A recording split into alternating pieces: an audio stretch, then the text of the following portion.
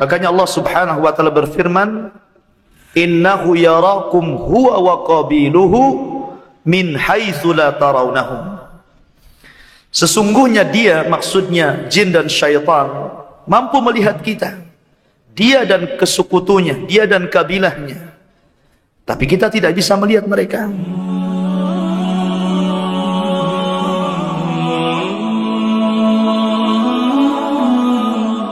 Assalamualaikum warahmatullahi wabarakatuh. Alhamdulillah, wassalatu wassalamu ala rasulillah wa ala alihi wa sahbihi wa mawalah, wa la hawla wa la quwata illa billahi wa ba'du. Hadirin dan hadirat rahimani wa rahimakumullah. Dan tema pada sore hari ini kita coba mengangkat satu tema tentang alamul jinni wasyayatin, mengenal alam jin dan juga syaitan. Ma'asyiral muslimin yang dimuliakan Allah Subhanahu wa taala, kita tahu bahwa beriman dengan adanya jin dan syaitan adalah sebuah kewajiban, karena yang mengingkarinya bisa kafir. Karena jin disebutkan di dalam Al-Quranul Karim, Allah mengatakan, wa ma khalaqtul jinna wal insa illa liya'budun. Tidaklah aku ciptakan jin dan manusia kecuali keduanya disuruh untuk beribadah kepadaku.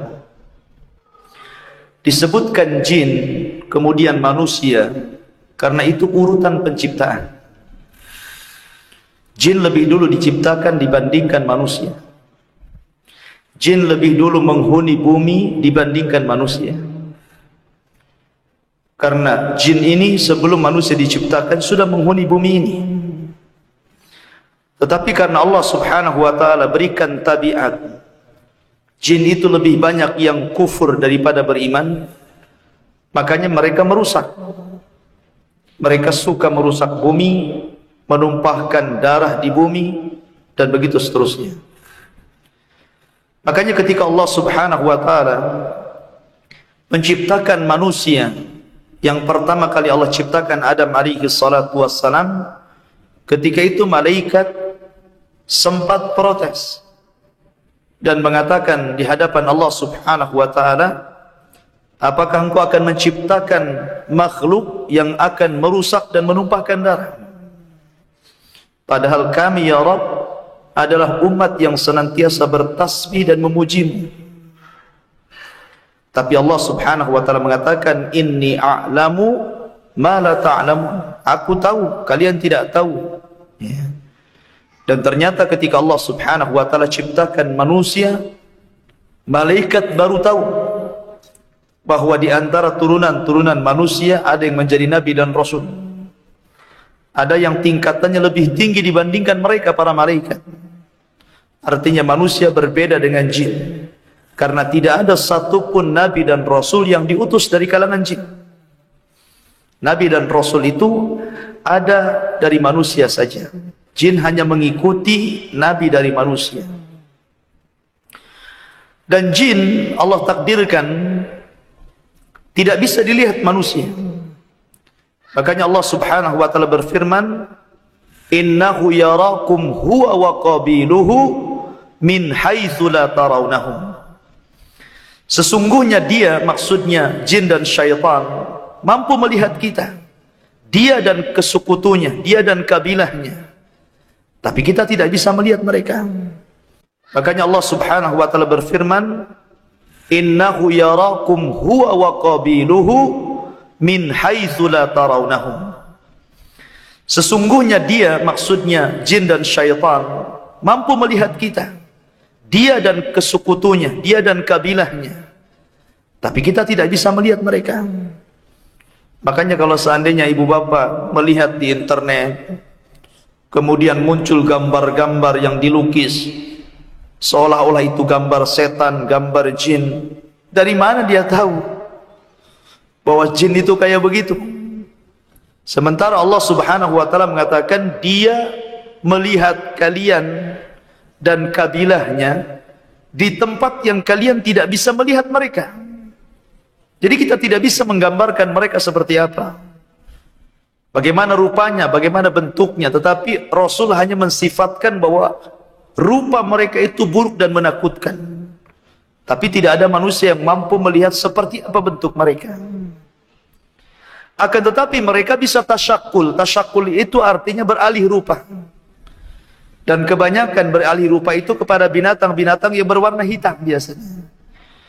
Makanya Nabi SAW ketika mensifatkan anjing hitam, maka Rasul mengatakan kalbul aswad minasyaitan, bahwa anjing hitam itu terkadang jelmaan syaitan, atau kucing hitam yang menakutkan, terkadang burung hitam yang menakutkan.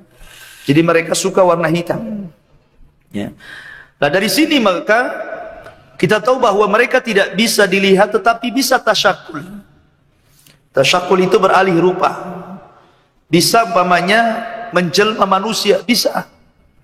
Seperti umpamanya kita sering mendengar ada orang mati, kemudian kok bisa hidup lagi, gentayangan ke sana kemari. Yang gentayangan bukan orang yang mati, ya. Orang yang mati itu kalau sudah masuk ke dalam kuburan, dia nggak bisa lagi naik ke bumi, karena ada barzakh. Barzakh itu benteng penghalang alam kubur dan alam dunia. Lalu siapa itu yang gentayangan itu, yang mirip dengan orang mati itu? Kata para ulama, itulah qarin. Karena setiap orang itu punya qarin dari jin. Qarinnya itulah yang gentayangan kemana-mana, yang kemudian menakut-nakuti manusia. Dari sini bahwa kita tahu bahwa jin itu tidak bisa memperlihatkan dirinya kecuali dengan beralih rupa, ataupun dengan cara kita rasakan. Keberadaannya kita bisa rasakan. Sebagaimana malaikat keberadaannya bisa kita rasakan, maka jin dan syaitan juga sama. Sama bisa kita rasakan, mereka itu di sekitar kita. Seperti umpamanya ibu dalam rumah mau ke kamar mandi, kok nampaknya kalau lewat di satu ruangan ini kok bulu kuduk agak merinding-rinding, kayaknya nggak tenang begitu kan, maunya cepat-cepat saja. Pokoknya nggak tenang, mau ke kamar mandi maunya cepat-cepat saja, mau ke dapur gelap kayaknya takut. Lah itu maknanya kita bisa merasakan bahwa di sekitar situ ada jin dan syaitan, ya. Kita bisa merasakan. Makanya kenapa kemudian para ulama mengatakan bahwa jin itu terkadang untuk menakut-nakuti kita, mereka hinggap di beberapa media. Mungkin media bayangan, ya, seolah-olah kita melihat sesuatu sekilas kemudian hilang begitu saja. Atau mungkin suara-suara yang seolah-olah ada suara yang jatuh padahal tidak ada yang jatuh, atau suara angin, atau suara gemuruh gitu kan. Terkadang mereka masuk ke media-media seperti ini untuk menakuti manusia. Artinya kita bisa rasakan mereka. Karena ibu bapak perlu ketahui bahwa mereka itu banyak. Jin-jin itu banyak sekali. Mereka punya pasukan yang besar. Mereka dipimpin oleh pemimpin-pemimpin jin yang kuat. Dan mereka bertebaran di seluruh dunia.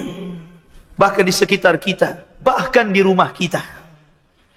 Karena jin itu ada yang menetap di rumah seorang muslim, ada juga yang mereka gentayangan ke sana kemari, mencari kesempatan untuk masuk ke rumah kaum muslimin. Seperti umpamanya, jin-jin yang menghuni kamar kita adalah jin-jin yang ada di kamar mandi. Memang mereka tinggal di situ. Mereka tidak pernah keluar dari situ. Makanya kenapa setiap orang yang masuk kamar mandi disuruh berdoa kan? Allahumma inni a'udzubika minal khubthi wal khaba'is. Ya Allah, aku berlindung darimu dari syaitan atau jin laki-laki dan syaitan atau jin perempuan. Sebab kalau seandainya kita tidak berdoa seperti ini kemudian masuk kamar mandi, maka mereka melihat aurat kita. Tapi kalau kita berdoa dengan doa ini kemudian masuk ke kamar mandi, walaupun kita telanjang, mereka tidak sanggup melihat kita, pandangan mereka terhalang. Makanya kenapa Nabi SAW mewanti-wanti? Karena kondisi di kamar mandi itu menakutkan. Makanya dulu pernah saya ceritakan tentang, dan ini kisah juga datang dari salah satu syekh yang mengajar saya di Yaman. Jadi di daerah Hadraul Maut itu ada seorang guru yang sedang mengajar di sekolah dasar. Jadi ada salah satu muridnya itu mungkin melakukan kesalahan di kelas, akhirnya dihukum. Rupanya hukumannya diletakkan di kamar mandi sekolahan, kemudian dikunci dan akan dibuka kalau habis pelajaran dia. Akhirnya setelah selesai pelajarannya, Allah takdirkan lupa dia. Masih terkunci itu di kamar mandi sampai dia pulang. Lupa kalau dia ngukum salah satu muridnya itu yang perempuan. Baru dia ingat tengah malam. Dia ingat bahwa dia telah menghukum salah satu santrinya. Dia ngomong sama suaminya dan mengatakan bahwa saya sudah menghukum salah satu murid perempuan saya di kamar mandi. Keduanya cepat-cepat datang ke sekolah. Kemudian setelah dibuka pintu kamar mandi itu, rupanya anak itu berubah. Jadi rambutnya yang tadinya hitam menjadi putih semuanya. Dan kulitnya menjadi keriput. Tua sebelum waktunya pada anak kecil itu. Artinya bahwa ketakutan yang berlebihan itu bisa merubah penampilan. Makanya dalam hadis Nabi SAW ketika menceritakan ngerinya hari kiamat, apa kata Nabi SAW? Orang beruban sebelum waktunya. Orang beruban sebelum waktunya. Dan dalam ilmu kesehatan juga demikian. Jadi kalau orang takut banget gitu kan, maka rambut itu akan memutih dengan sendirinya. Karena memang kamar mandi itu tempatnya syaitan. Sampai seperti itu kejadiannya. Makanya jangan sampai ibu bapak kalau nakal anaknya itu ngurungnya di kamar mandi, jangan. Ya, nanti diganggu syaitan. Nah dari sini ikhwatu fillah muliakan Allah Azza wa Jalla. Jadi ada jin-jin itu yang memang tinggal di rumah kita. Mereka tidak akan keluar. Mereka akan tinggal di situ saja. Tapi ada jin-jin itu yang memang tidak tinggal di rumah kita. Artinya mereka itu masuk ke rumah kita kalau ada kesempatan. Kalau ada kesempatan saja. Tapi kalau tidak ada kesempatan, mereka tidak akan masuk. Contohnya hadis Nabi SAW yang mengatakan apabila seseorang yang masuk ke dalam rumah dan tidak membaca doa, Allahumma kharajna wa alajna wa alallahi tawakkalna. Bismillah, masuk rumah. Maka orang yang ketika masuk rumah, kemudian dia membaca doa keluar rumah, masuk ke dalam rumah, maka syaitan yang sudah siap-siap ingin masuk juga ke rumah kita, mereka tidak akan bisa masuk. Kemudian yang kedua, kata Nabi SAW, orang yang makan dan tidak baca basmalah atau minum ketika tidak baca basmalah, maka syaitan ikut makan di makanan yang kita sedang makan. Makanya Nabi SAW ketika ada seorang anak kecil, ada seorang jariyah hendak makan tuh, tiba-tiba tidak baca bismillah, langsung mau ngambil kan. Kata Nabi SAW, dipegang tangannya, Qul bismillah, ucapkan bismillah dulu. Karena syaitan, kalau engkau tidak membaca bismillah, maka dia akan makan bersamamu. Maka dari sini ada setan-setan yang memang tinggal di rumah, permanen dia di situ bersama kita gitu kan. Ada setan-setan yang memang datang dari luar dan masuk ke rumah kita. Tapi ibu bapak tidak perlu takut. Walaupun di rumah kita ada jin yang permanen tinggal di situ, tidak perlu takut karena memang mereka tidak mungkin juga mengganggu kita kalau kita bisa menjaga diri. Ya. Kalau kita bisa menjaga diri. Makanya para ulama ketika menyebutkan tanda-tanda orang rumah itu terkena jin atau banyak setannya, salah satunya ketika terjadi pertengkaran antara suami istri. Ya. Ketika sering terjadi, kalau bertengkar biasa gitu kan. Tapi kalau selalu bertengkar, ada masalah sedikit bertengkar, masalah sedikit bertengkar, masalah sedikit bertengkar, berarti rumah ibu bapak itu banyak setannya. Karena di antara keterangan sihir dalam surah Al-Baqarah, ketika Allah Subhanahu wa taala menyebutkan kisah Harut dan Marut, Allah Subhanahu wa taala mengatakan yufarriquna bainal mar'i wa zawji. Di antara ilmu sihir itu berusaha untuk supaya suami istri berpisah. Suami istri berpisah. Makanya mereka berusaha supaya suami itu menceraikan istrinya. Itu targetnya mereka. Jadi targetnya syaitan yang diutus oleh iblis itu adalah bagaimana menghancurkan keluarga kaum muslimin. Jadi setiap hari iblis itu, istana iblis itu kan di tengah lautan. Jadi iblis itu setiap hari akan mengutus tentara-tentara yang banyak. Kemudian setelah mereka diutus dan pulang menghadap iblis, masing-masing ngasih laporan. Ada yang mengatakan saya berhasil membuat si fulan tidak sholat, membuat si fulan yang tadinya sedekah tidak jadi sedekah, macam-macam diceritakan di hadapan iblis. Tapi iblis diam saja, tidak merasa bangga, karena itu sudah biasa. Tapi ketika ada salah satu tentaranya mengatakan bahwa dia telah menceraikan antara dua keluarga, maksudnya suami istri, wah, baru dia bangga. Langsung diambil pangkatnya, diambil pialanya, kemudian diletakkan di atas kepalanya. Kemudian dipeluknya. Dalam hadis seperti itu. Kemudian iblis memberikan imbalan yang besar kepada dia. Lah kenapa pertanyaannya iblis tidak begitu bangga mengganggu orang yang malas sholat, yang malas ibadah, dan sangat bangga dengan satu pasukan yang mampu mencerai-berai keluarga? Karena kalau orang malas sholat itu korbannya satu saja. Pamannya antum diganggu setan. Akhirnya malas, akhirnya nggak sholat. Korbankan satu orang aja. Antum aja. Kan? Coba kalau seandainya suami istri bertengkar, kemudian sampai suami menceraikan istrinya, korbannya berapa orang tuh? Korbannya suami plus keluarga suami. Korbannya istri plus keluarga istri. Korbannya anak-anak lagi, kan begitu. Anak-anak yang harusnya terbimbing oleh seorang ayah, jadi tidak terbimbing. Ya. Akhirnya musuhan, bukan suami istri aja yang musuhan ini. Keluarga suami ikut mencela keluarga istrinya. Keluarga istri ikut mencela keluarga suaminya. Ramai akhirnya. Ya. Dari situ kemudian, kenapa alamat yang paling nampak rumah itu banyak setannya, itu ketika sering bertengkar suami istri. Jadi kalau ibu bapak merasakan kok asik bertengkar saja di rumah itu, maka banyak setannya. Ruqyah itu. Ruqyah rumahnya, ruqyah diri sendiri dan ruqyah rumahnya. Ruqyah rumah itu nggak susah, gampang. Ibu bapak bisa melakukannya, nggak usah ngundang ustadz, ngundang kiai. Ibu bapak juga bisa. Ambil air, kemudian kasih garam, gitu kan? Ataupun kalau memang bagus air lautan yang sudah asin itu, ya. Kemudian bacakan ayat-ayat ruqyahmu. Bacakan ayat-ayat ruqyah. Seperti apa ayat-ayat ruqyah itu? Surah Al-Fatihah. Kemudian surah Al-Baqarah, kemudian surah Al-Falaq, An-Nas, dan Qul Huwallah.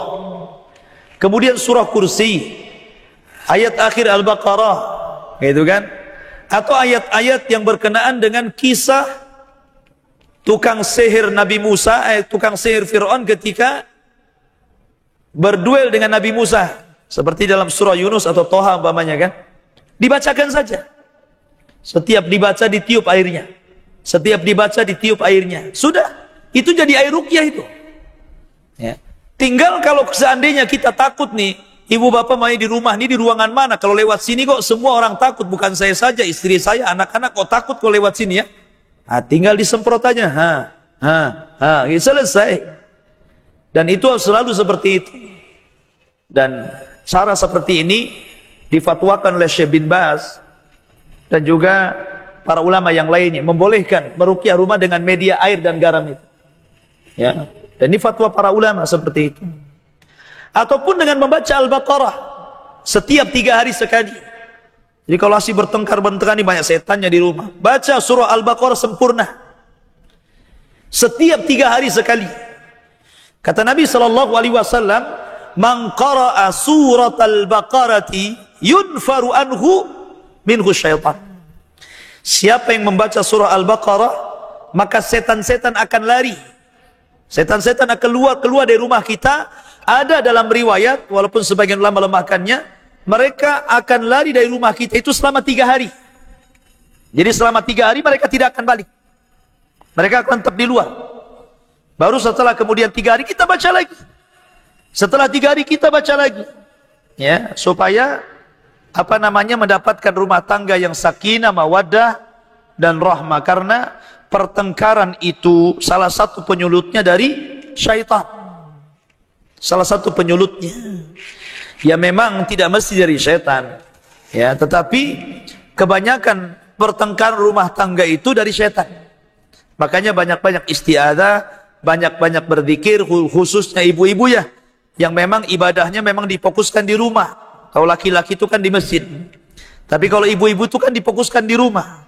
Sholat wajib lebih baik di rumah dibandingkan di masjid. Sholat sunnah lebih baik di rumah dibandingkan di masjid. Baca Quran, zikir. Makanya Rasul mengatakan jangan jadikan rumah-rumah kalian seperti kuburan.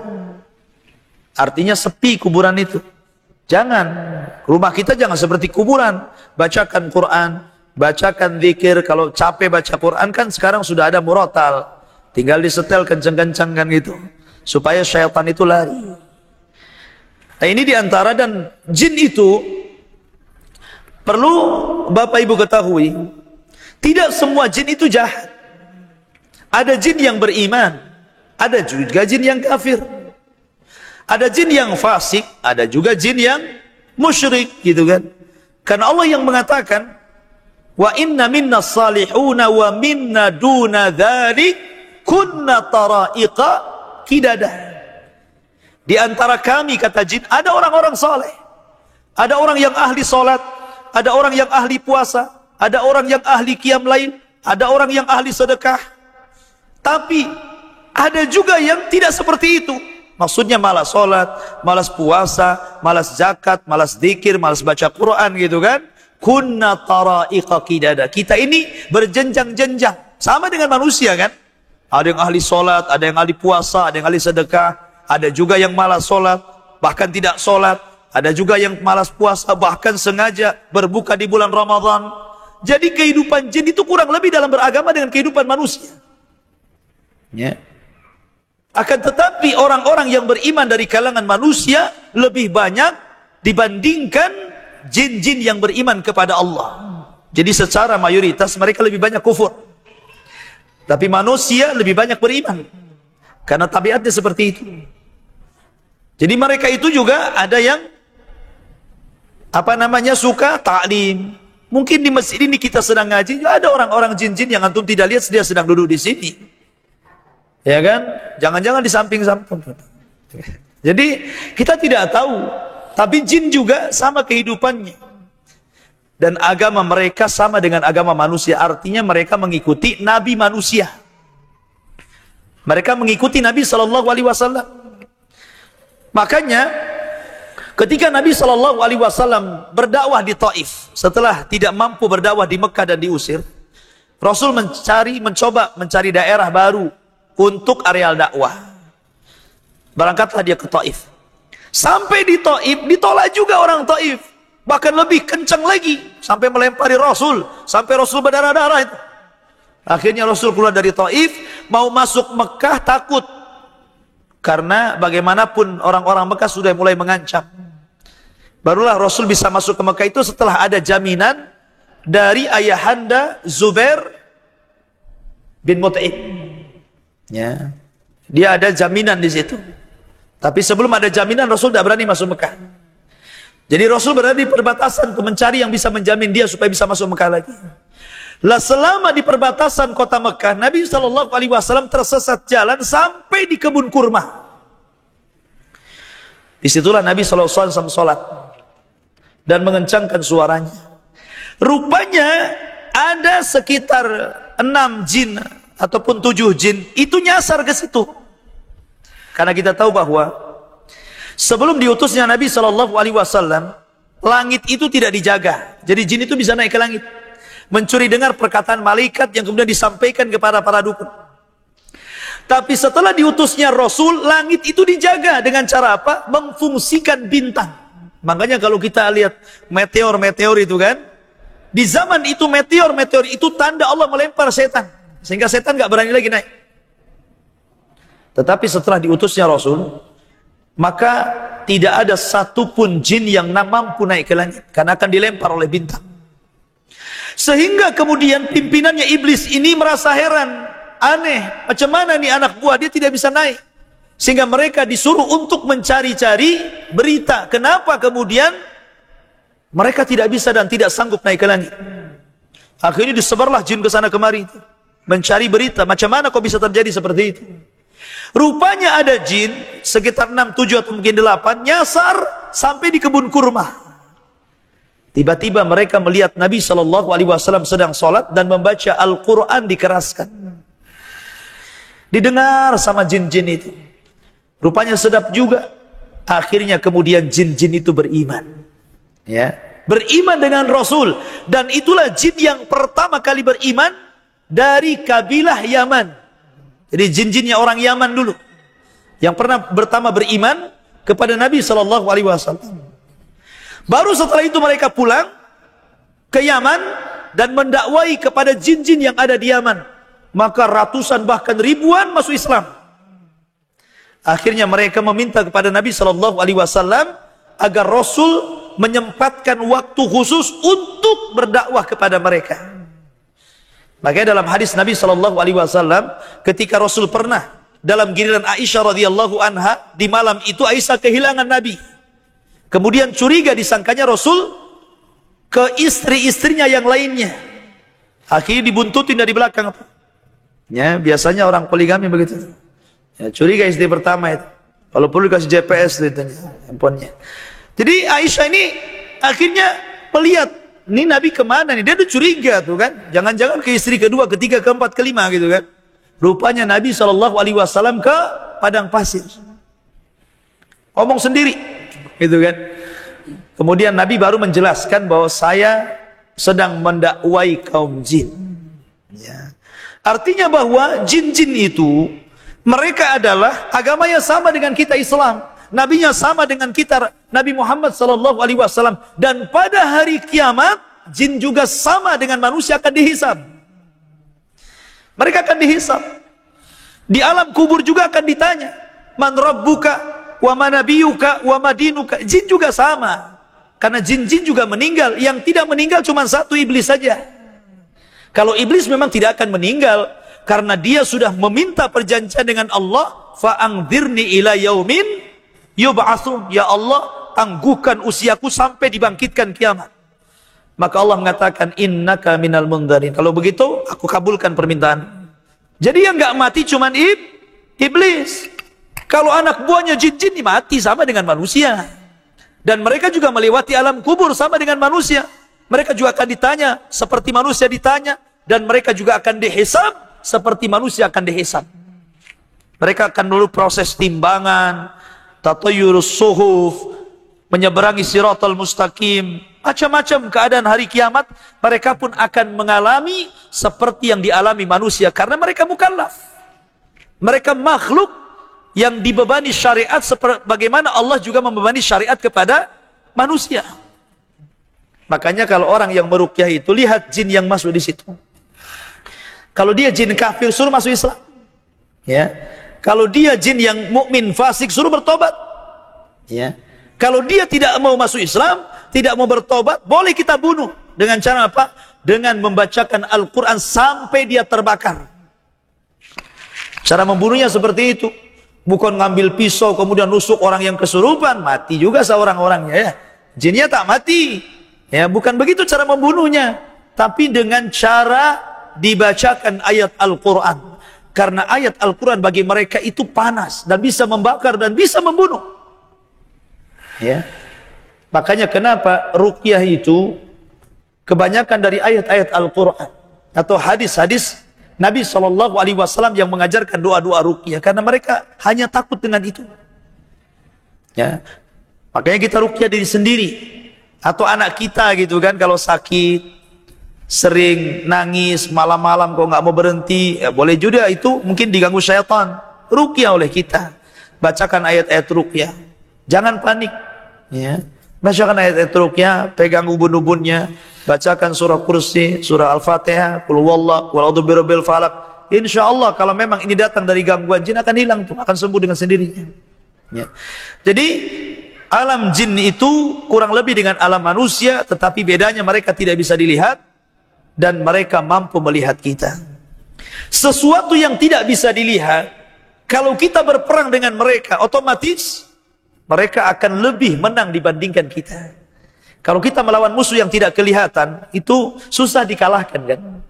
Beda kalau musuh kita kelihatan, mungkin bisa kita kalahkan.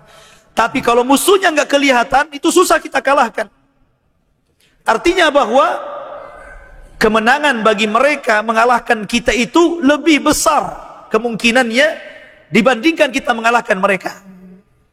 Tetapi walaupun demikian, agama Islam mengatakan bahwa sekuat-kuatnya jin, walaupun mereka tidak bisa dilihat oleh kita dan mereka bisa melihat kita, dan mereka punya tentara yang banyak dan pasukan yang kuat, tetap saja Allah mengatakan inna kaida syaitan kana dha'ifa.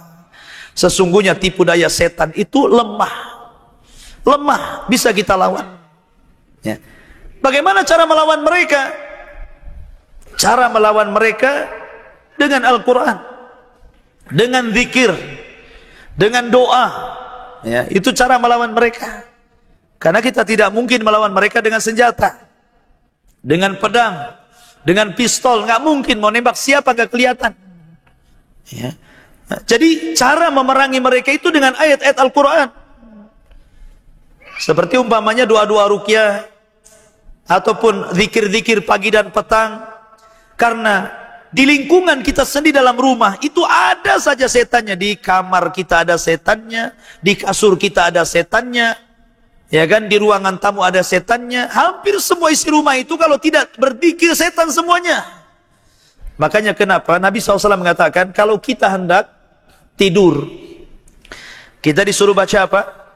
Qul huwallah, Qul a'udzu birabbil falaq, Qul a'udzu birabbin nas. Kemudian diusap-usap sampai sekenanya 3 kali. Ya. Jadi baca dulu a'udzubillahi minasyaitonir rajim, Qul huwallahu ahad, Allahus samad, lam yalid walam yulad walam yakul lahu kufuwan ahad. Bismillahirrahmanirrahim. Qul a'udzu birabbil falaq min syarri ma khalaq wa min syarri ghasiqin idza waqa, min syarri nafathati fil 'uqad, min syarri hasidin idza hasad. Bismillahirrahmanirrahim. Qul a'udzu birabbin nas, malikin nas, ilahin nas, min syarril waswasil khannas, alladzi yuwaswisu fi sudurin nas minal jinnati wan nas. Usap-usap. Begini kan? Nah, sekenanya usap-usap. Nanti baca gitu lagi. Baca 3 kali. Ya, baru membaca doa tidur, baru tidur. Ya. Karena kata Nabi SAW, maka selama dia tidur sampai pagi hari, maka dia terhindar dari sihir. Kalau sihir saja kiriman orang tidak bisa menyihir orang ini, maka tentu jin-jin yang tidak dikirim orang dan iseng-iseng masuk ke tubuh kita tidak bisa lagi. Yang kiriman saja nggak bisa masuk, apalagi jin-jin yang biasa. Karena jin yang kiriman ini bukan sembarang jin.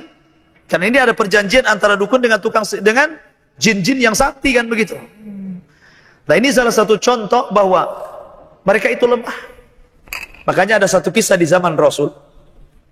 Abu Hurairah radhiyallahu an adalah sahabat yang disuruh Rasul untuk menjaga badan zakat, Baitul Mal. Disuruh tuh. Tiba-tiba malam hari ada orang nyuri zakat. Dikejar sama Abu Hurairah, ditangkapnya. Kamu nyuri. Ya. Akhirnya dia mengatakan, ya Abu Hurairah, fa inni kabir, wali hajah, wali muhtaj, wali iyal, wali fakir. Ya, dia mengatakan, ya Abu Hurairah, saya ini sudah tua, banyak kebutuhan, saya fakir, keluarga saya miskin, tolong faghfirli, ampuni saya, lepaskan saya, katanya. Dilepaskan sama Abu Hurairah.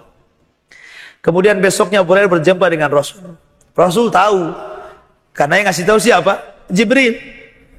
Rasul mengatakan kepada Abu Hurairah, ya Abu Hurairah, ma fa'alta bi asiratikal barihah. Abu Hurairah, apa yang kau lakukan dengan pencuri yang kau tangkap itu? Abu Hurairah cerita begini, Rasul, Semalam sudah kutangkap, alasannya saya miskin, butuh makan, butuh ini, saya kasihan, saya lepas dia. Kata Nabi, nanti malam datang lagi dia. Betul, malam itu datang lagi, ditangkap lagi, alasannya sama, dilepas lagi. Kemudian kata Rasul, kenapa kau lepas? Nanti malam datang lagi. Kasih tahu sama Nabi, nanti malam datang lagi katanya kan. Betul, datang lagi, ditangkap, nggak bisa kata Abu Hurairah. Kata Nabi, kau tidak boleh saya lepas. Saya hadapkan kamu kepada Rasul.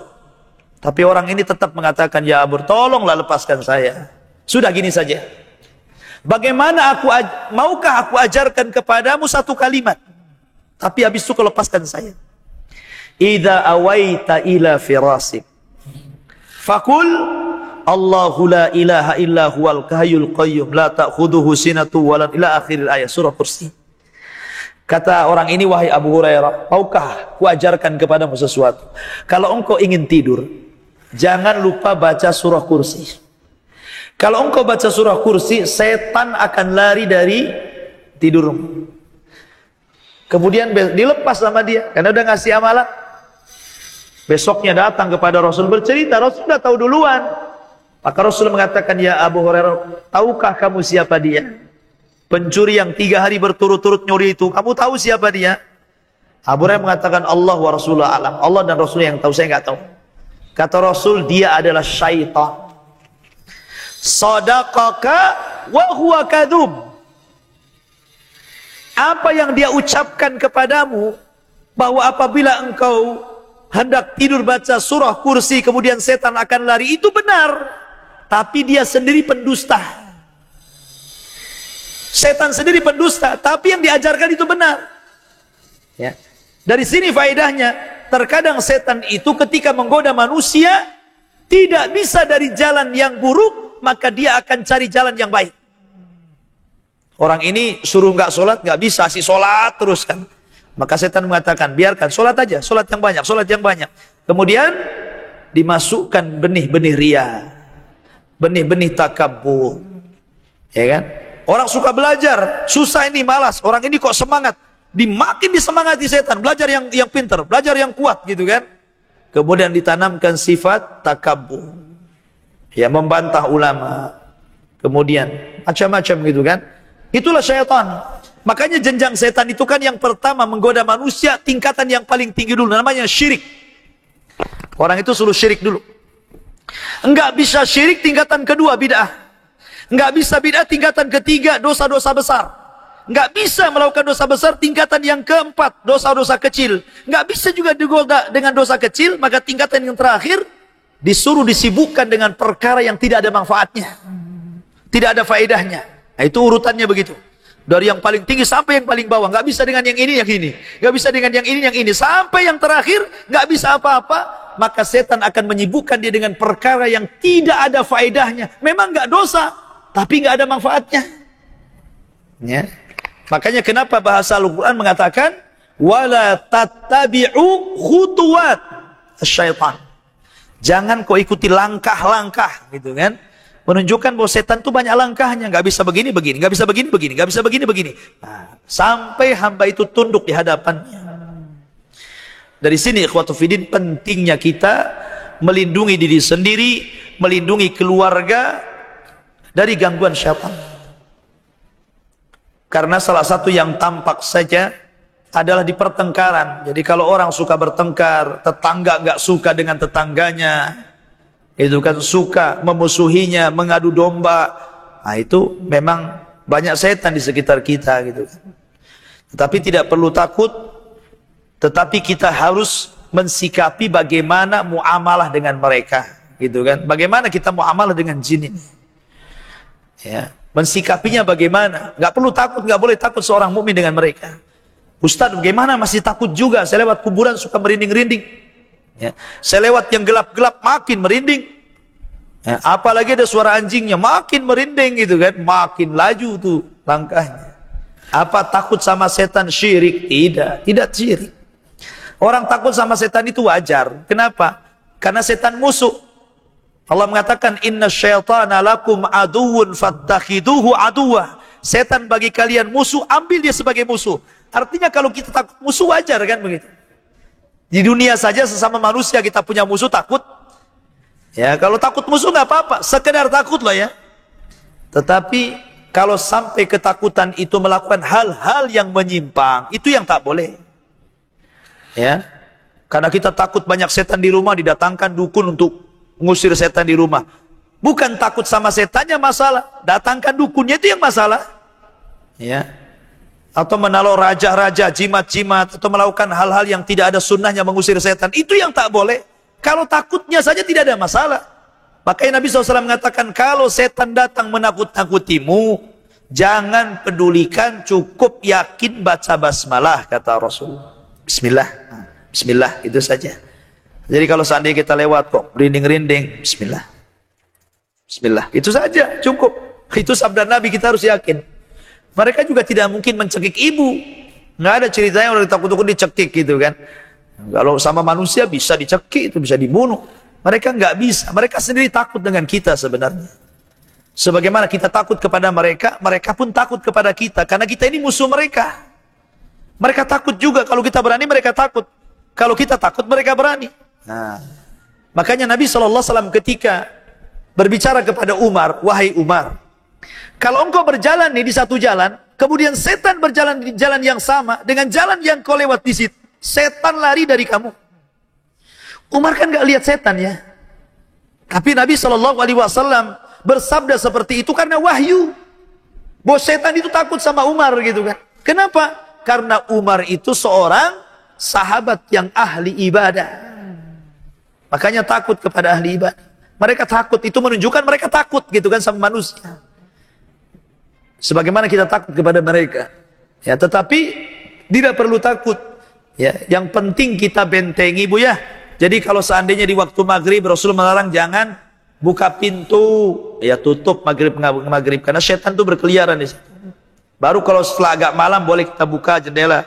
Sebelum tidur kita tutup baca bismillah semuanya. Sampai pun naro tutup panci gitu kan, banyak masakan belum habis, baca bismillah Bu. Supaya setan gak ngangkat. Ya. Makanya setan itu juga menanti-nanti makanan dari kita. Sebagian ulama mengatakan salah satu makanan jin apa? Tulang. Jadi kalau orang makan tulang, anggaplah sop tulang, gitu kan. Kemudian setelah habis daging yang kita makan, kemudian kita lempar ke tong sampah, baca bismillah, bismillah. Maka tulang itu akan tumbuh kembali dagingnya dan akan dimakan jin. Akan dimakan jin. Kan itu makanannya.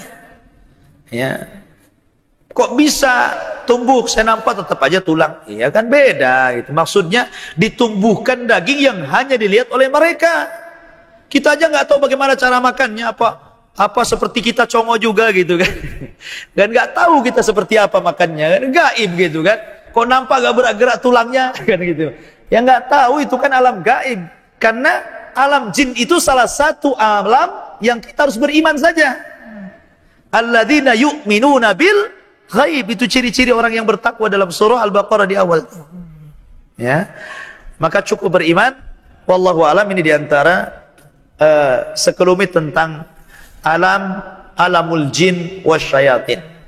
Wallahu alam. Kalau ada waktu silakan kita buat tanya jawab. Iya, silakan. Waalaikumsalam.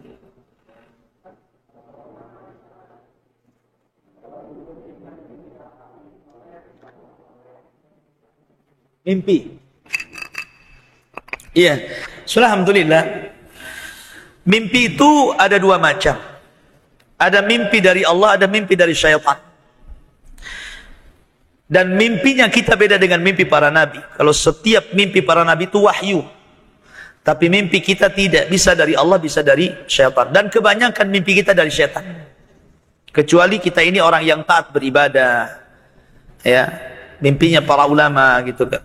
Tapi kalau mimpi kita kebanyakan dari syaitan. Bahkan para ulama menjadikan salah satu tanda orang ini ada setannya itu ketika selalu mimpi buruk. Dalam mimpinya dia melihat binatang-binatang serem, ya, seperti melihat binatang-binatang buas atau simbol-simbol setan seperti anjing. Dalam mimpinya melihat ular, dalam mimpinya melihat kalajengking, simbol-simbol setan. Atau binatang-binatang buas, berarti dalam jiwa kita ini ada setannya. Karena setan bisa masuk ke tubuh kita. Lewat apa? Lewat jalan darah. Kata Nabi SAW, inna syaitan yajri majra dami ibni Adam. Sungguhnya setan itu masuk pada jalan darah manusia. Masuk ke dalam kita. Makanya orang di ruqyah itu ada setan di dalamnya, kan begitu. Jadi salah satu tanda itu banyak mimpi atau mimpi aneh. Mimpinya kayak jatuh dari atas tebing, jatuh dari ketinggian. Atau mimpi seperti yang Anda katakan. Mimpi dengan orang yang sudah mati dan hidup lagi. Ya kan? Atau mimpi melihat lain jenis. Seperti berhubungan dengan wanita yang bukan mahramnya. Atau suami yang bukan suaminya. Itu juga syaitan. Namanya ibu bermimpi berhubungan dengan suami tetangga gitu kan. Jangan-jangan ibu lagi dipelet tuh. Ataupun suami juga demikian. Ya. Makanya mimpi basah itu dari setan. Makanya para ulama mengunjurkan kalau kita habis mimpi basah kita ta'awud, a'udzubillahi minasyaitonirrajim, ludah ke kiri 3 kali. Karena itu bagian daripada syaitan. Jadi kalau kita mimpi bertemu dengan orang-orang yang sudah meninggal, kecuali kalau dalam mimpi itu ya adalah mimpi kebaikan di dalam mimpi kebaikan. Seperti umpamanya dalam mimpi itu umpamanya orang belum nikah. Dalam mimpi ada seseorang entah walinya gitu kan, datang menawarkan anak gadisnya yang rajin sholat, yang rajin puasa, atau datang seorang laki-laki yang saleh menawarkan dirinya untuk melamarnya. Nah, itu sesuai dengan sabda Rasul, idza ja'akum man tardawna dinakum wa khuluquhu fazawwijuhu wa illam takun fitnatan wa fasadun ari. Apabila datang seorang laki-laki kepada walinya, baik akhlaknya, baik agamanya, nikahkan dia. Karena itu adalah kebaikan. Kalau tidak akan merusak. Gitu kan?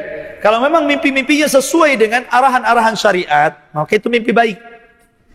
Dan mimpi baik boleh diceritakan supaya ditakwil baik. Tapi mau kalau mimpi jelek jangan.